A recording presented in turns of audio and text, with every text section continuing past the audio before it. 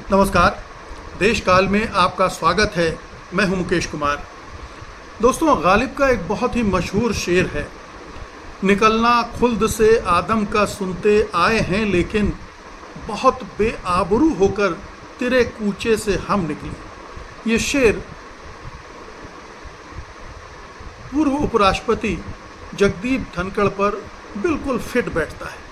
बहुत ही बेइज्जत होकर, बेआबरू होकर वो मोदी के दरबार से बाहर किए गए हैं, बाहर हुए हैं। उन्होंने सोचा नहीं होगा कि इतनी वफादारी दिखाने के बावजूद, इस तरह से सरकार के पक्ष में खड़े होने के बावजूद, जिसमें उन पर पता नहीं क्या क्या आरोप लगे, राज्यसभा को जिस तरह से चलाते थे, बहुत ही पक्षपातपूर्ण ढंग से अपोजिशन की आवाज़ बंद करते थे। वो मोदी के भोपू बन गए थे राज्यसभा में, और राज्यसभा के बाहर भी कोई भी मुद्दा हो जिससे सरकार गिरती हो तो धनखड़ उस पर ज़रूर बोलते थे और सरकार का बचाव करते थे। यहाँ तक कि वो सुप्रीम कोर्ट के पीछे तक पड़ गए थे। हालांकि वो खुद पेशे से वकील हैं, लेकिन सुप्रीम कोर्ट के पीछे पड़े, और बहुत सारे ऐसे मुद्दे जिनमें तमाम वकील बिरादरी में भी सहमति है, उसको लेकर भी वो उनका रुख कुछ अलग था, सिर्फ इसलिए कि वो प्रधानमंत्री मोदी को खुश करना चाहते थे। वो चाह रहे थे कि उन्हें अब अगला राष्ट्रपति भी बनाया जाए, और इसके लिए उन्होंने अपनी तरफ से कोई कोर कसर नहीं रखी थी। अपनी गैरतमंदी को भी उन्होंने छोड़ दिया था। मजाक के पात्र बन गए थे, लेकिन वो डटे रहे। फिर आखिरकार क्या हो गया कि मोदी जी ने उन्हें अपने कूचे से बाहर कर दिया, अपने दरबार से देश निकाला दे दिया, गेट आउट बोल दिया, उनको जाने के लिए कह दिया। अब ये सवाल रहस्यों के घेरे में है। क्या हुआ, कैसे हुआ, किस बात पर दोनों के बीच में अनबन हो गई, कौन सी बात थी जो धनखड़ को चुभ गई, या कौन सी बात थी धनखड़ की जो मोदी को इस कदर नाराज़ कर गई कि उन्होंने धनखड़ का इस्तीफ़ा मांग लिया। जी हाँ, इस्तीफ़ा मांगा गया है, इस्तीफ़ा देने के लिए कहा गया है, ना कि ये स्वास्थ्यगत कारणों से धनखड़ साहब ने पद छोड़ा है। वो इस तरह से पद छोड़ने वालों में से नहीं है। खैर, ये चीज़ें तो धीरे धीरे खुलेंगी, समझ में आएगा कि कहीं तो कुछ ऐसा है जो मोदी जी को बिल्कुल पसंद नहीं आया, नागवार गुजरा, और उसमें ज़रूर जो सबसे बड़ी बात अखरती है प्रधानमंत्री मोदी को, जो उनके दरबार में शामिल होने के लिए सबसे बड़ी योग्यता मानी जाती है, वो है वफादारी। वो बेवफाई पसंद नहीं करते हैं। तो कहीं धनखड़ साहब से कोई बेवफाई हुई है, कोई ऐसी चीज़ उन्होंने कर दी है जिससे उन्हें संदेह हो गया है कि धनखड़ अब उनके हिसाब से नहीं चल रहे हैं। बहुत सारे लोग कहते हैं कि राज्यसभा के सत्र के पहले दिन जिस तरह से मल्लिकार्जुन खड़गे को उन्होंने बोलने दिया, उसकी वजह से उनकी विदाई हुई। लेकिन मुझे लगता है कि ये मामला पहले ही बिगड़ चुका था, और बिगड़ चुका था इस कदर कि धनखड़ ने जाते जाते अपनी छवि को ठीक करने के लिए ये काम भी कर दिया, मल्लिकार्जुन खड़गे को खुलकर बोलने दिया, और एक दो और काम कर दिए जिससे प्रधानमंत्री मोदी, उनके सलाहकार, उनके पैरोकार नाराज़ हो गए, और उन्होंने धनखड़ साहब को टाटा बाय बाय कह दिया।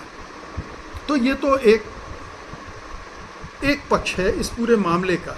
हम इससे अब आगे बढ़कर देखना चाहते हैं कि धनखड़ की तो विदाई हो गई, इस्तीफ़ा मंजूर हो गया, सब कुछ हो गया, उनको किसी को कोई मनाने नहीं गया, उनको किसी ने ये भी नहीं कहा कि आप इस्तीफ़ा वापस ले लीजिए, कुछ भी नहीं हुआ, और ना ही उनकी तारीफ़ की गई। प्रधानमंत्री मोदी ने भी जो ट्वीट किया उसमें तारीफ़ नाम की चीज़ है ही नहीं, बल्कि उसके बहाने क्रेडिट खुद लेने की कोशिश उसमें ज़रूर दिखती है। तो उन्होंने भी धनखड़ साहब की विदाई को और भी बदमज़ा कर दिया, और बीजेपी के नेता तो कुछ बोल ही नहीं रहे हैं। उनको वो सन्नाटे में हैं, या ये समझिए कि वो डरे हुए हैं, आतंकित हैं मोदी राज से, जिसमें वो ज़ुबान खोलने के लिए तैयार नहीं हैं। कुछ भी बोलने के लिए वो ऊपर की तरफ देखते हैं कि वहाँ से कुछ निर्देश आएगा, फिर हम करेंगे। तो हो सकता है कि एक दो दिन में वैसे कुछ आपको ट्वीट देखने को मिल जाए, कुछ कमेंट मिल जाए, कुछ बयान मिल जाए, लेकिन वो चैप्टर अब क्लोज़ हो गया। अब अगला चैप्टर ये है कि होगा क्या, उपराष्ट्रपति अगला कौन होगा, किस आधार पर उसे चुना जाएगा, कौन चुनेगा? प्रधानमंत्री मोदी अपने स्तर पर फैसला कर देंगे कि फला व्यक्ति उपराष्ट्रपति होगा, या इसमें नागपुर की भी सहमति ज़रूरी होगी, मोहन भागवत से भी बात की जाएगी? क्या इस मुद्दे पर भी एक शक्ति प्रदर्शन होगा, जैसा कि बीजेपी के अध्यक्ष पद के चुनाव के लिए लगातार पिछले 2 साल से टसल चल रही है दोनों के बीच में, और ख़ास तौर से पिछले 1 साल से तो बहुत ज़्यादा चल रही है, जब से जेपी नड्डा ने चुनाव के दौरान कहा था कि बीजेपी अब अपने पैरों पर खड़ी हो गई है, उसे आरएसएस की ज़रूरत नहीं है। और उसके बाद फिर आरएसएस का रौद्र रूप देखने को मिला था, मोहन भागवत का रौद्र रूप देखने को मिला था। उन्होंने प्रधानमंत्री मोदी को अहंकारी और तमाम तरह की चीज़ें कही थी, वो आप सब जानते हैं, उसको मैं दोहराना नहीं चाहता हूँ, लेकिन वो एक हिस्सा है। तो क्या अब प्रधानमंत्री मोदी, ध्यान रखिए कि प्रधानमंत्री मोदी 2025 के पहले वाले प्रधानमंत्री नहीं हैं, उनके एक गठबंधन की सरकार है, साझा सरकार है, उन्हें अपने सहयोगी समर्थन देने वाले दलों की भी मंजूरी चाहिए होगी। नायडू क्या सोचते हैं, नीतीश कुमार क्या सोचते हैं, अपनी थोप नहीं सकते हैं वो, ये ज़रूर एक चीज़ है।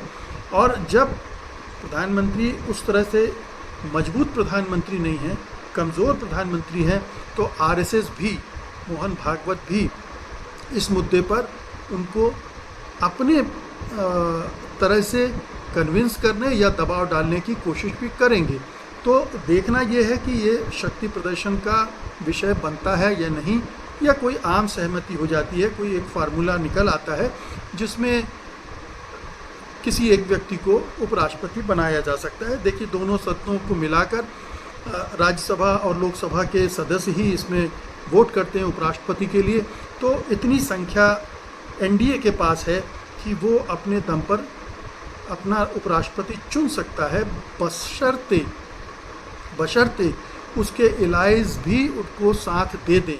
तो सवाल उठता है कि अब उपराष्ट्रपति तो चले गए, अब नया उपराष्ट्रपति कौन होगा, किसे बनाया जाएगा, किस आधार पर बनाया जाएगा, क्या मानदंड होंगे, कौन तय करेगा कि कौन उपराष्ट्रपति बनेगा? क्या इसमें प्रधानमंत्री मोदी अकेले तय करने वाले होंगे कि ये उपराष्ट्रपति बनेगा, या इसमें नागपुर की भी कोई भूमिका होगी? क्या मोहन भागवत भी इस मामले में अपनी चलाने की कोशिश करेंगे? इन दोनों के बीच जिस तरह से घमासान चल रहा है, जिस तरह की तनातनी है बीजेपी के अध्यक्ष पद के चुनाव को लेकर, उसमें वो क्या यहाँ भी रिफ्लेक्ट होगी? क्या ये उपराष्ट्रपति पद का जो मुद्दा है वो भी उस सौदेबाजी का हिस्सा होगा कि उपराष्ट्रपति मोदी की पसंद का हो जाए और जो बीजेपी का अध्यक्ष है वो आरएसएस की पसंद का हो, या इसका रिवर्स हो जाए? क्या इस तरह का कोई फार्मूला निकलेगा? यानी एक शक्ति प्रदर्शन क्या दोनों के बीच हो सकता है? क्या आरएसएस उपराष्ट्रपति के मामले में भी दखलंदाजी करने की हद तक जाएगा, या अंदरूनी तौर पर ये राजनीति चलेगा बीजेपी के नेताओं के ज़रिए, आरएसएस के अपने जो नेता हैं उनके ज़रिए? ये एक सवाल बहुत बड़ा है। दूसरा सवाल जो प्रधानमंत्री मोदी की प्रायोरिटी के से जुड़ता है वो ये है कि कैसे बिहार का चुनाव जीता जाए। बिहार के चुनाव जीतने की उनकी सबसे बड़ी मंशा इसलिए है कि बिहार को कब्ज़ा वो करना चाहते हैं, अपने बीजेपी के दम पर कब्ज़ा करना चाहते हैं, और ये भी दिखाना चाहते हैं कि मैंने जिताया, क्योंकि महाराष्ट्र और हरियाणा का श्रेय आरएसएस को मिल गया। अब वो दिखाना चाहते हैं कि बिहार को जिताने वाले वो हैं। तो वो इस पूरी कोशिश में हैं और तमाम तरह के उपाय, हथकंडे सब कुछ कर रहे हैं, जिसमें बिहार की वोटर लिस्ट का स्पेशल इंटेंसिव रिवीजन भी शामिल है, और तमाम तरह की जो धांधलियाँ होंगी वो सब उनकी स्कीम ऑफ थिंग्स में शामिल होंगी। तो वो एक ऐसे नेता को बना सकते हैं उपराष्ट्रपति जिसका मैसेज बिहार में जाए और उसका वो चुनावी फ़ायदा उठा सके। और ऐसी सूरत में हरिवंश सिंह का नाम बार बार लिया जा रहा है। बिहार के नेता हैं, ठाकुर हैं, राजपूत हैं, और अपर कास्ट को लुभा सकते हैं। फिर मोदी के खासम खास हैं, उनके पूरी तरह से वफादार हैं।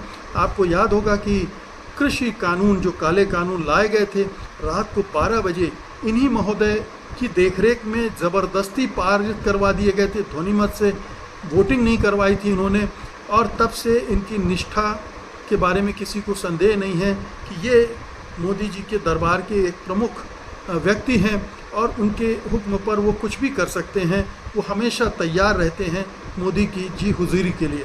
तो ये उनका चरित्र है जो हम लोग ने देखा है, और इसलिए वो मोदी जी के गुड बुक में है। वो उनको चुन सकते हैं अपने लिए, और उनका इस्तेमाल बिहार के चुनाव में भी कर सकते हैं। अब कुछ लोग सवाल उठा रहे हैं कि शायद नीतीश कुमार का नंबर लग जाए हरिवंश के बजाय, क्योंकि बीजेपी चाहती कि नीतीश कुमार को किसी भी तरह से वहाँ से हटा दिया जाए और जेडीयू पर कब्जा कर लिया जाए। नीतीश कुमार को तभी हटाया जा सकता है जब उन्हें कोई बड़ा पद दिया जाए, बड़ा ओहदा दिया जाए, जिसके लालच में वो मुख्यमंत्री पद का मुंह छोड़ दें, और वो उपराष्ट्रपति पद हो सकता है। लेकिन उपराष्ट्रपति बनाने में बड़ा जोखिम ये है कि उपराष्ट्रपति की भूमिका तो शायद वो ठीक ठाक निभा भी लेंगे, लेकिन राज्यसभा की जो सभापति की जिम्मेदारी है वो नहीं निभा सकते, क्योंकि उनकी मानसिक दशा अब काफ़ी बिगड़ चुकी है, और वो कई बार इसका प्रदर्शन कर चुके हैं कि वो किस किस तरह की हरकतें कर रहे हैं। वो उपराष्ट्रपति के रूप में भी वो सब कर सकते हैं, लेकिन अपनी गतिविधियों को, उनकी गतिविधियों को सीमित करके उनको रोका जा सकता है। लेकिन राज्यसभा में तो आपको चेयर पर बैठ के सदन चलाना है, और वहाँ आपके मुंह से क्या कुछ निकल जाएगा कुछ पता नहीं। तो ये जोखिम प्रधानमंत्री मोदी और बीजेपी कतई नहीं लेना चाहेगी, इसलिए नीतीश कुमार का पत्ता कट जाता है, और नीतीश कुमार के खासम खास हरिवंश सिंह हैं, उनका पत्ता थोड़ा मजबूत हो जाता है। आप देखिए कि आज वो कल वो मिले भी राष्ट्रपति द्रौपदी मुर्मू से, जबकि ऐसी कोई वजह नहीं थी उनसे मिलने की। जिस दिन उपराष्ट्रपति इस्तीफ़ा दे रहे हैं जिस दिन उपराष्ट्रपति का इस्तीफ़ा स्वीकार हो रहा है, उस दिन वो उनसे मिलने पहुँचे हैं। तो कहीं ना कहीं मोदी ने उनको संकेत दिया होगा, मोदी ने उनको भेजा होगा, और बिना मोदी जी के संकेत के वो हिलने वाले नहीं हैं। तो ये एक संकेत तो मिल रहा है कि हरिवंश एक व्यक्ति ऐसे हैं जो इस पद पर पहुंच सकते हैं। लेकिन और भी क्राइटेरिया है। बंगाल भी चुनाव बड़ा महत्वपूर्ण है, बंगाल को भी मोदी जीतना चाहते हैं। दोनों को एक साथ कैसे साधा जाए, इसके लिए भी कुछ नाम चल रहे हैं जो बिहार और बंगाल दोनों में फिट हो जाए, ये भी हो रहा है। लेकिन सवाल उठता है कि हालांकि मुझे नहीं लगता है कि चुनाव पर इसका कोई बहुत असर पड़ेगा, लेकिन एक प्रतीकात्मक एक्सरसाइज सभी दल करते हैं, तो प्रधानमंत्री भी ये कर सकते हैं, और बिल्कुल ये कार्ड पर होगा। लेकिन हम ये भी जानते हैं कि प्रधानमंत्री मोदी सरप्राइज एलिमेंट के साथ काम करते हैं, तो हो सकता है जो दिखाया जा रहा है वो ना हो, कुछ और हो सकता है नागपुर को खुश करने के लिए कोई आरएसएस का बंदा पुराना जो 75 अभी ना पहुंचा हो, उसको उठाकर उस पद पर बैठा दिया जाए। फिर ये भी ध्यान रखने की ज़रूरत है कि इस तरह से पिक एंड चूज़ प्रधानमंत्री करते रहे हैं बगैर आरएसएस को बताए। उन्होंने कितने प्रदेशों के मुख्यमंत्री केवल अपने मन से कर डाले, आरएसएस के उस पर मशवरा भी नहीं किया, बिल्कुल नए नवेले लोगों को उन्होंने मुख्यमंत्री बना दिया। तो यहाँ उपराष्ट्रपति बनाने में उनको क्या दिक्कत होगी? कोई भी एक ऐसा नेता उठाकर वो बैठा सकते हैं जो उनका जी हुजूर हो, उनके लिए कोई परेशानी खड़ी ना करे, उनकी वफादारी पर उनको कोई शक ना हो। और अगर वो गुजरात से कोई आ जाए, मान लीजिए आनंदीबेन पटेल को उस पद पर बैठा दिया जाए, हालांकि वो भी अब 75 पहुंच रही हैं और ये 75 का सवाल उठ सकता है। लेकिन इस तरह से बहुत सारे नेताओं की किस्मत खुल सकती है। प्रधानमंत्री मोदी अगर अपने दम पर चुनने गए, लेकिन उससे बीजेपी के अंदर कोई क्राइसिस खड़ा होता है तो फिर उसे वो कैसे मैनेज करेंगे, ये भी देखने की बात है। हालांकि बीजेपी पर अभी मोदी जी का नियंत्रण पूरा है, पक्का है। मोदी और अमित शाह दोनों ने अच्छे से नियंत्रण कर रखा है। जो मैं आपसे कह रहा था कि कोई ऐसा व्यक्ति जो बिहार बंगाल दोनों में फिट हो जाए, वो जेपी नड्डा हो सकते हैं। जेपी नड्डा पटना में रहे हैं, पढ़े हैं, और शायद उनकी श्रीमती जी बंगाल की हैं, तो ये दोनों को कवर करने के लिए जेपी नड्डा की लॉटरी भी खुल सकती है। और जेपी नड्डा बहुत वफादार रहे हैं मोदी के, ये हम लगातार देखते रहे हैं किस तरह से उन्होंने मोदी के कहने पर क्या क्या काम किए हैं। और मोदी अभी भी उनको बीजेपी का अध्यक्ष बनाए रखना चाहते थे, अब नहीं बना पाएंगे, क्योंकि अब काफ़ी बदमज़गी पैदा हो गई है नड्डा के नाम पर। लेकिन ये पूरा जो सीन है उसमें यही दिख रहा है कि नया उपराष्ट्रपति मोदी जिसे चाहेंगे बनवा सकते हैं। आरएसएस पूरी कोशिश करेगा कि उसकी भी सुनी जाए, लेकिन मोदी का जो चरित्र है, जिस तरह से उन्होंने गुजरात में आरएसएस वीएचपी को डंप कर दिया था, उसी तरह से यहाँ भी अगर वो अपने मन माने ढंग से उपराष्ट्रपति बनवा दें किसी को, तो कोई हैरत नहीं होनी चाहिए। बहुत बहुत शुक्रिया आपका, धन्यवाद, नमस्कार।